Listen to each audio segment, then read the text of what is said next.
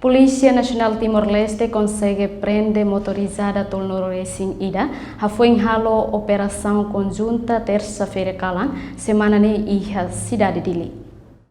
Comandante Polícia Trânsito Nacional Município Dili, Inspetor Domingos Sarmento Gama, informa ida neba jornalista Sira e edifício Polícia Trânsito Nacional Município Dili quarta-feira semana ne.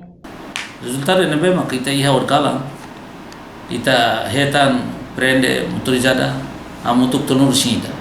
Operação conjunta entre TASO, Esquadra, Nomos Trânsito. Nebi kita hetan prende motorizada tonur sinta. E vamos kita laos passar vista para documentos direito. Estamos passar vista para armas brancas sira, mas kita lá consegue detectar três cidadãos sira foto armas brancas. Nebe itu prende det maka sira nebe maka lo infração parte lá ia sapa matrícula la monta mas sapa matrícula e la monta aiwang ou la monta espelho ou lá é carta condução hira nem kita prende. Além de Pentelmos passa revista para armas brancas, relaciona rumores nebe espalha e mídia social com ameaças basida da sira.